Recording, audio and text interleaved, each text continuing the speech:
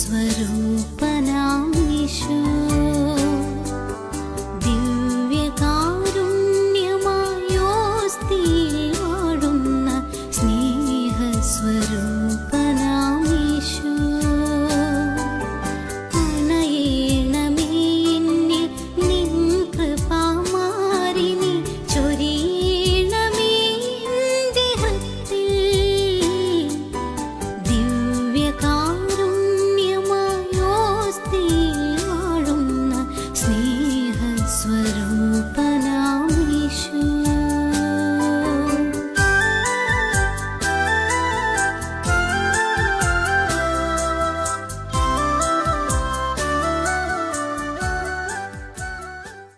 പരിശുദ്ധ കന്യക മറിയം ഫാത്തിമയിൽ പ്രത്യക്ഷപ്പെട്ടിട്ട് 100 വർഷം കഴിഞ്ഞു. ശരിക്കും 105 വർഷമായി. മാതാവ് പ്രത്യക്ഷപ്പെട്ടത് ആടുകളെ മേയിച്ച് നടന്നിരുന്ന 3 ചെറിയ കുട്ടികൾക്കാണ്. അതിൽ മൂത്ത കുട്ടിയുടെ പേര് ലൂസിയ 10 വയസ്സ്, രണ്ടാമത്തെ കുട്ടിയുടെ പേര് ഫ്രാൻസിസ്കോ 8 വയസ്സ്, ഇളയ കുട്ടിയുടെ പേര് ജസീന്ത 7 വയസ്സ്. 1917 മെയ് മാസത്തിലാണ് മരിയൻ പ്രത്യക്ഷീകരണം ആരംഭിക്കുന്നത്. ഓരോ മാസവും 13-ാം തീയതി മാതാവ് സ്വർഗത്തിൽ നിന്ന് ഇറങ്ങി വന്ന് ഈ കുട്ടികളെ കാണുമായിരുന്നു. ഇതൊരു ഭാഗ്യം നോക്കി. കുറച്ച് വർഷങ്ങൾക്ക് മുമ്പ് ഞാൻ ഫാത്തിമയിൽ ചെന്നപ്പോൾ ഞാൻ ഞെട്ടിപ്പോയി. ഈ 2 കുട്ടികൾ വിശുദ്ധരാക്കപ്പെട്ടു. അവർ 2 പേരുടെയും സ്റ്റാച്യൂസ് അവരുടെ ഇടവ ദേവാലയത്തിൻ്റെ ആ അറ്റത്ത് ആ മുഖവാരത്തിൻ്റെ മുകളിൽ ആ ഇടവകൾ തുള്ളിക്കളിച്ച ചെറിയ കുട്ടികളാണ്. അവർ വിശുദ്ധരാക്കപ്പെട്ടു. സഭ അവരെ വിശുദ്ധരാക്കി. അവർ 2 പേരും ദേവാലയത്തിൻ്റെ ആ മുഖവാരത്തിൽ അവരുടെ സ്റ്റാച്യൂസ് കാണാൻ പറ്റും. ഈ 10ഉം 8ഉം 7ഉം വയസ്സുള്ള കുട്ടികൾക്ക് ജൂലൈ മാസം 13-ാം തീയതി മാതാവ് പ്രത്യക്ഷപ്പെട്ടപ്പോൾ ഒരു വല്ലാത്തൊരു കാഴ്ച കാണിച്ചു കൊടുത്തു. ആ കാഴ്ച കണ്ടതോടെ കുട്ടികൾ 3ഉം മരണാസന്നരായിപ്പോയി, ഭയന്ന് ഞടുങ്ങിപ്പോയി. അതേപ്പറ്റി ലൂസിയായുടെ അപ്പൻ പറയുന്നത് ഇങ്ങനെയാണ്: Lucia gasped in sudden horror that her face was white as dead. And all who were there heard her cry in terror. ഇനി ആ ഇടവകയിലെ വികാരിച്ചൻ്റെ റിപ്പോർട്ട് ഇങ്ങനെയാണ്. ഫാദർ ഡേ മാർക്കായി: The children were looking at Our Lady in terror, speechless and unable to plead for relief from the scene they had witnessed. പിന്നീട് ഈ ഫാത്തിമ എന്ന സ്ഥലം ലേറിയ എന്ന ഒരു രൂപതയുടെ കീഴിലാണ്. ലേറിയയിലെ ബിഷപ്പ് ആവശ്യപ്പെട്ടതനുസരിച്ച് ലൂസിയ അതിൻ്റെ യഥാർത്ഥ വിവരണം കൃത്യമായിട്ട് എഴുതി തന്നിരിക്കുന്നത് ഇങ്ങനെയാണ്: We saw it were a sea of fire. എന്താ കാണിച്ചു അറിയാവും? നരകം. യഥാർത്ഥ നരകത്തിൻ്റെ സ്വഭാവം എന്താണെന്നാണ് ഈ 3 കുട്ടികളെ കാണിച്ചു കൊടുക്കുന്നത്. We saw it were a sea of fire. ഒരു Theekkadal. Plunge in this fire were demons and souls in human form, like transparent burning embers, all blackened or burnished bronze, floating about in conflagration, now raised into the air by the flames that issued from within themselves, together with great clouds of smoke, now falling back on every side like sparks in huge fires, without weight or equilibrium, amid shrieks and groans of pain and despair, which horrified us and made us tremble with fear. ഇത്രയും കാണിച്ചിട്ട് മാതാവ് ചോദിച്ചു, കുഞ്ഞുങ്ങളെ, അവിടെ കിടന്ന് തീ കിടന്ന് ഇങ്ങനെ കത്തിത്തീരുന്നില്ല, തീർന്നെങ്കിൽ സാരമില്ലായിരുന്നു, രാവും പകലും കത്തുകയാണ് ഈ മനുഷ്യർ. മാതാവ് ചോദിച്ചു, അതാ അവരവിടെ എങ്ങനെ ചെന്ന് അറിയാമെന്ന് ചോദിച്ചു. ഇവരവിടെ എത്തിയത് എങ്ങനെയെന്ന് അറിയാമെന്ന് ചോദിച്ചു. കുഞ്ഞുങ്ങൾ കൈമലത്തി കരഞ്ഞുകൊണ്ട്. മാതാവ് പറഞ്ഞു, അശുദ്ധപാപം ചെയ്തവരാണ് അവിടെ കിടക്കുന്നത്. അതായത് ഒരു ക്രൈസ്തവന്റെ ശരീരം ദേവാലയമാണ്. മാത്രമല്ല, പുത്രൻ തമ്പുരാൻ മനുഷ്യ അവതാരം ചെയ്തതോടെ മനുഷ്യ ശരീരം രക്ഷയ്ക്കുള്ള ഉപകരണമാക്കപ്പെട്ടു. The instrument for redemption. പുത്രനായ ദൈവം മാനവരക്ഷാർത്ഥം മനുഷ്യ ശരീരം ധരിച്ചതോടെ എല്ലാ ശരീരങ്ങളും രക്ഷയ്ക്കുള്ള ഉപകരണമാക്കപ്പെട്ടു. അതുകൊണ്ട് ശരീരത്തിൽ പാപം ചെയ്യുന്നവർ ദേവാലയം നശിപ്പിക്കുകയാണ്. 1 കൊരിന്ത്യർ 3:17 നമ്മൾ വായിക്കുന്നത് എങ്ങനെയാണ്?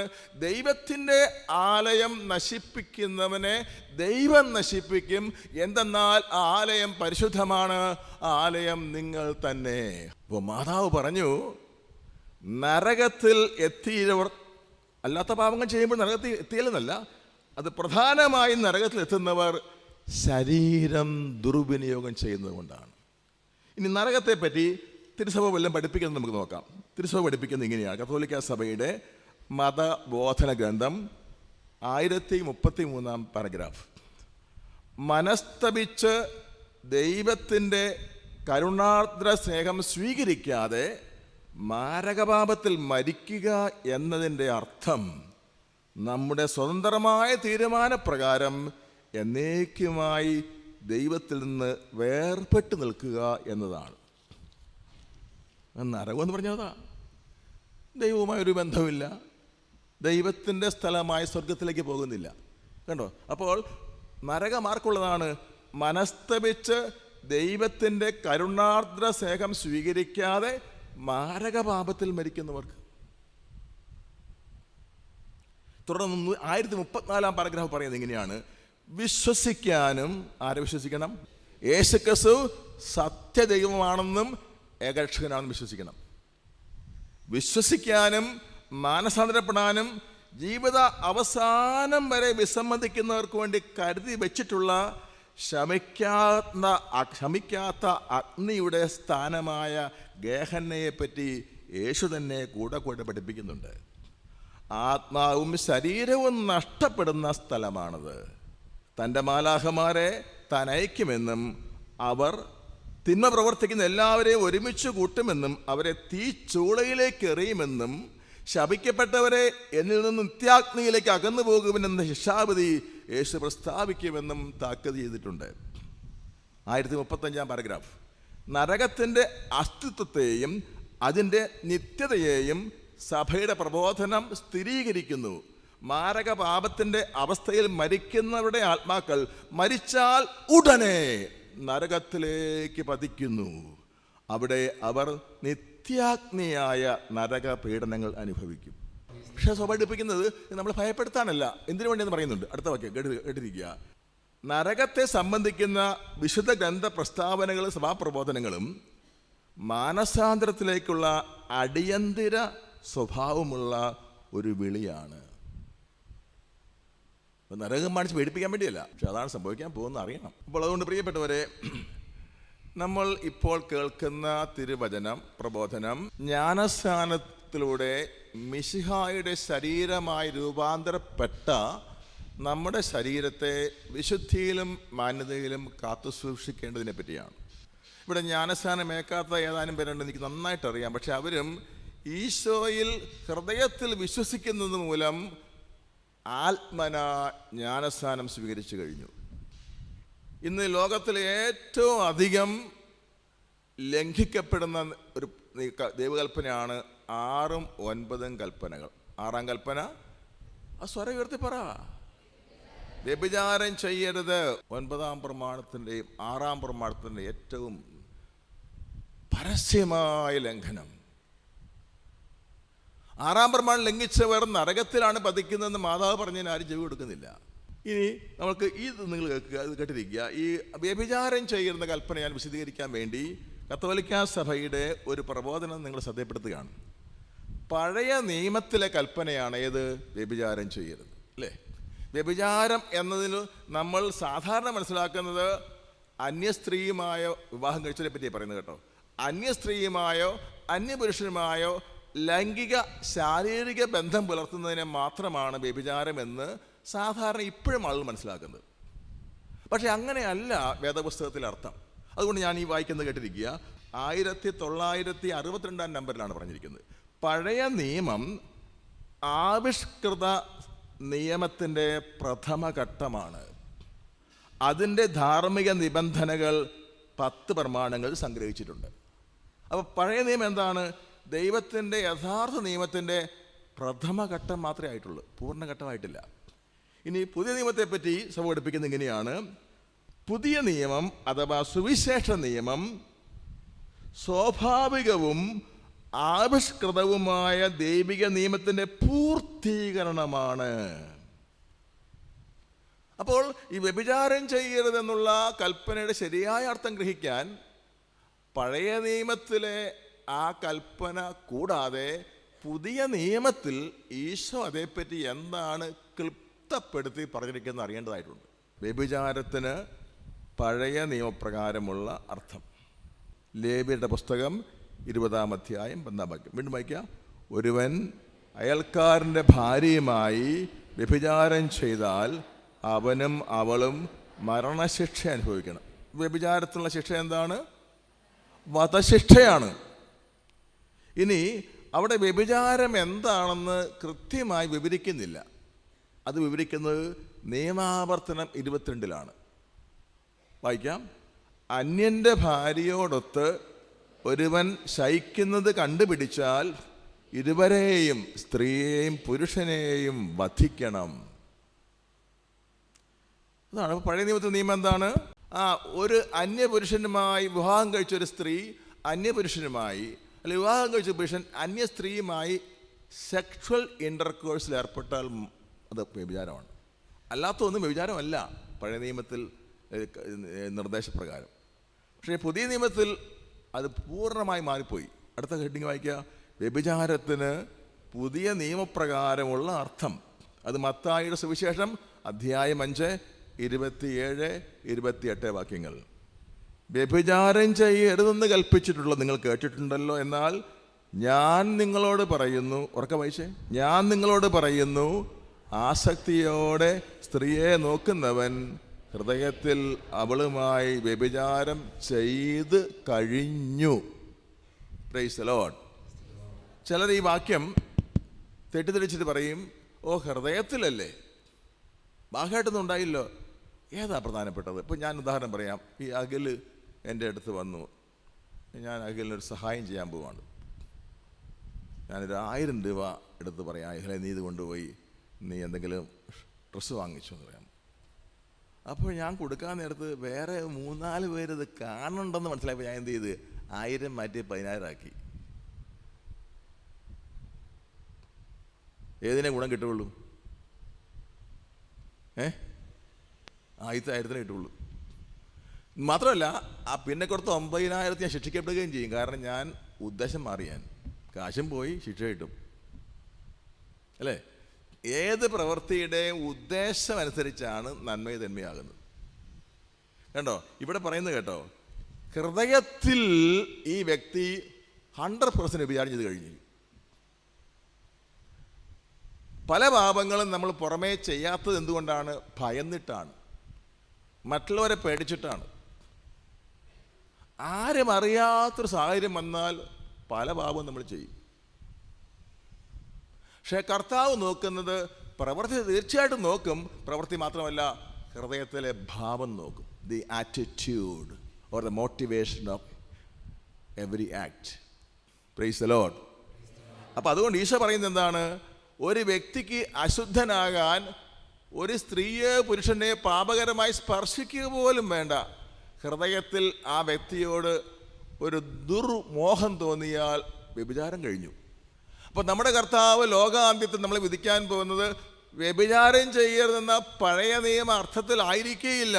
യേശുക്രിസ്തു അസന്നിഗ്ധമായി പഠിപ്പിച്ച നിയമത്തിൻ്റെ പൂർത്തീകരണ പ്രിൻസിപ്പിൾ അനുസരിച്ചായിരിക്കും.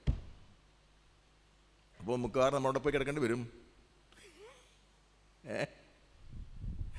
ലൂസിയായും ജസീന്തയും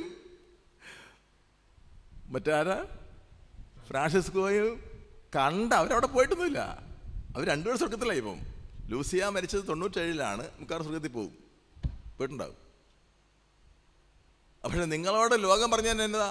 ഓ, ശരീരോ സുഖിക്കാനുള്ളതാ, സുഖിക്കാൻ മാക്സിമം സുഖിച്ചോ. ലോകം പറയുന്നത് നുണയാണ്. യോഹന്നാന്റെ 1-ാം ലേഖനം 2-ാം അധ്യായം 15-16 വാക്യം കേൾക്കാം എല്ലാവർക്കും. അപ്പോൾ ആ ലിസ്റ്റിൽ ഏറ്റവും പ്രധാനപ്പെട്ടതായി യോഹന്നാൻ ശ്ലീഹ എടുത്തു പറയുന്ന ഏറ്റവും പ്രധാനപ്പെട്ട 3 പാപങ്ങൾ, the 3 main highways of sin എന്നാണ് പറയുന്നത്. എല്ലാ പാപവും കടന്നു വരുന്ന പ്രധാന രാജകീയ വീതിയാണത്. 3 ഒന്നാമത്തത് ജഡിക ആസക്തി എന്നാണ് പറഞ്ഞത്. അടുത്ത നിരാശ എന്നാണ് വായിക്കുന്നത്. നല്ല ഭംഗി വാക്കാം, പക്ഷെ ആൾക്കാരെല്ലാം മനസ്സിലാക്കിയല്ല. അതുകൊണ്ട് Catholic Living Bible, paraphrase Bible ആണെങ്കിലും അത് പച്ചയ്ക്ക് വിളിച്ച് പറയുക, ദ ക്രൈസ് ഫോർ സെക്സ്.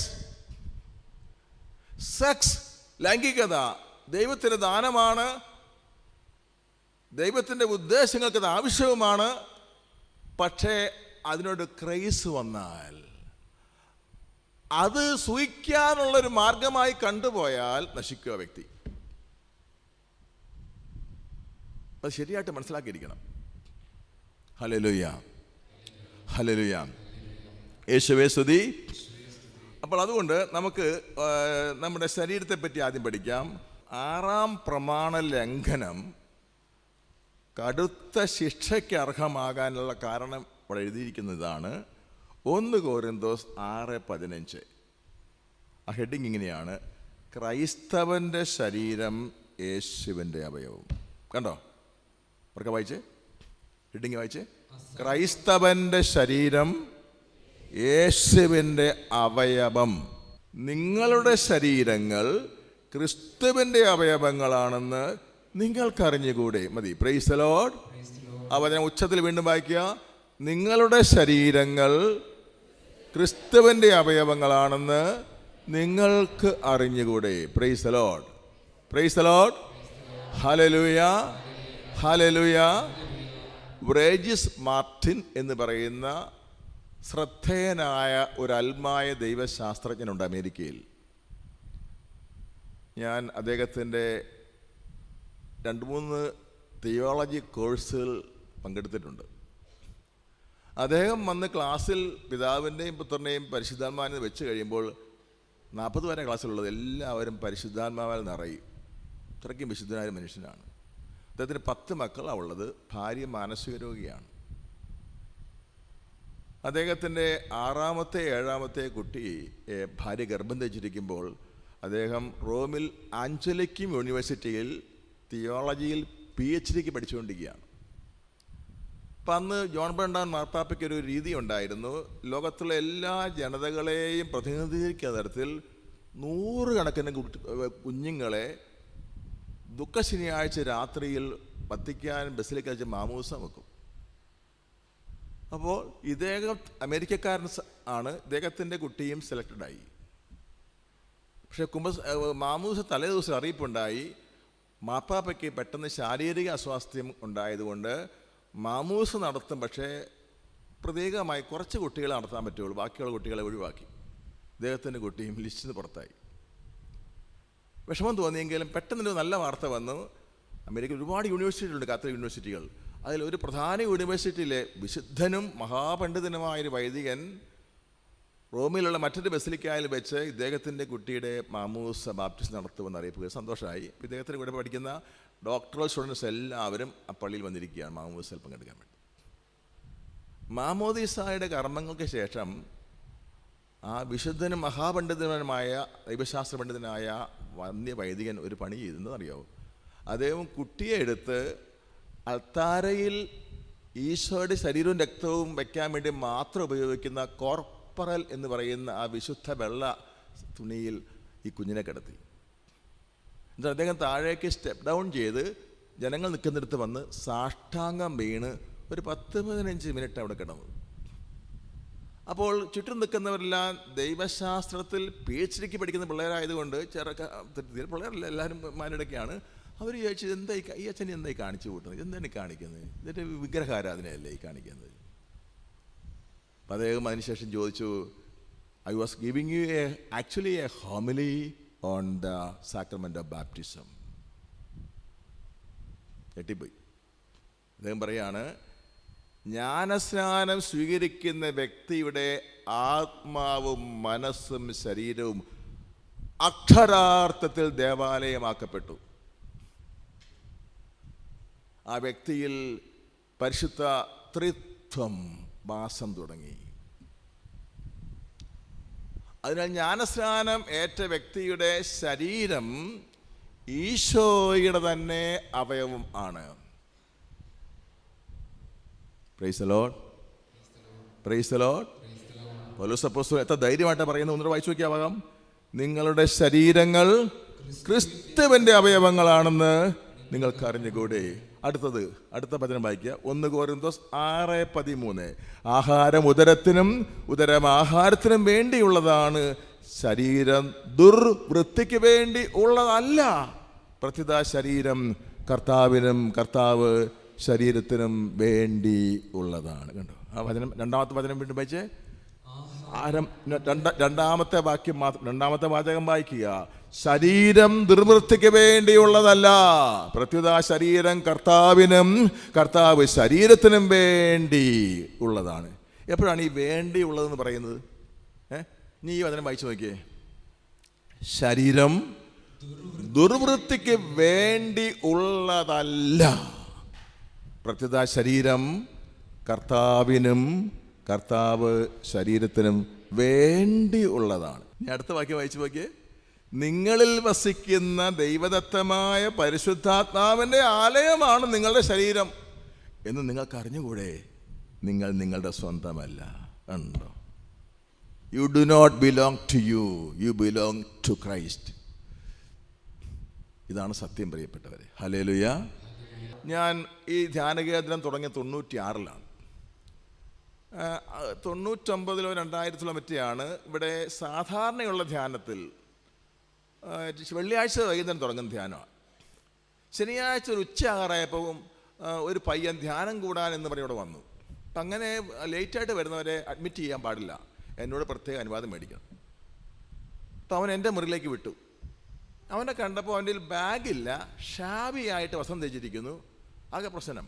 ഞാൻ ചോദിച്ചു, നീ ആരാ എന്താണെന്ന് ചോദിച്ചാൽ പറയാണ്, അച്ഛൻ ഞാൻ ധ്യാനം കൂടാൻ വന്നതല്ല, വാസ്തവത്തിൽ ആത്മഹത്യ ചെയ്യാൻ വീട്ടിൽ നിന്ന് ഇറങ്ങിയതാണ്.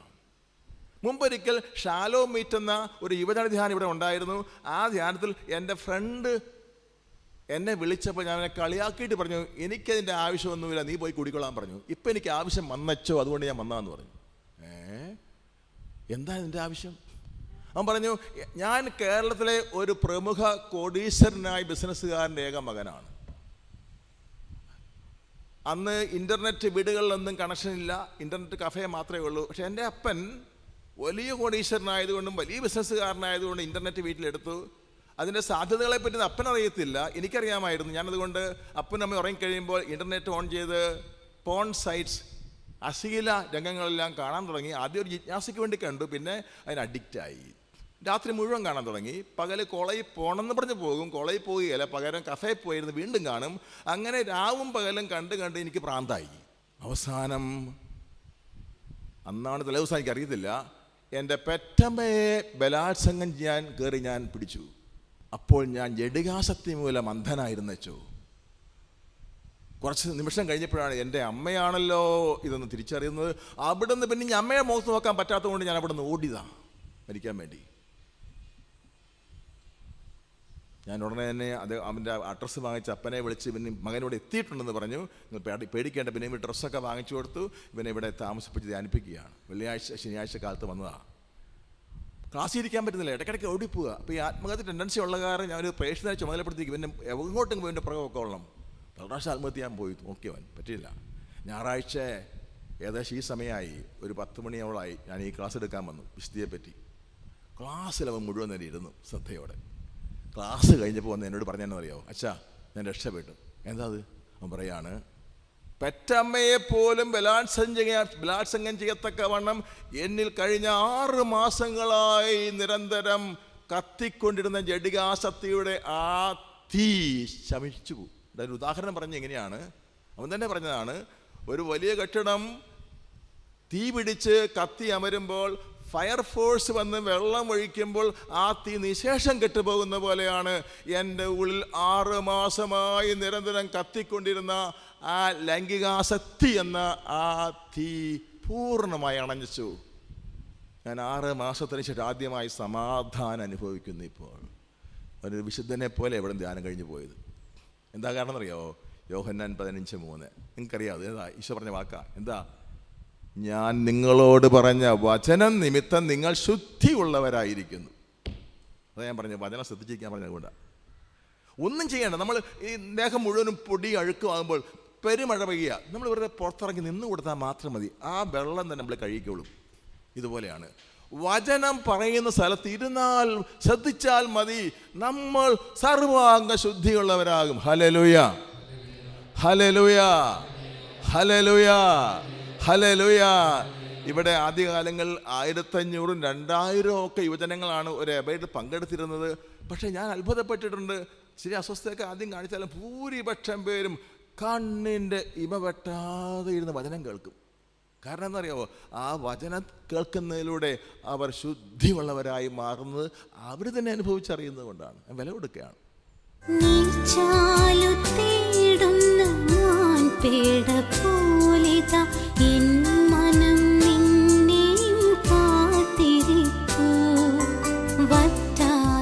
സ്നേഹ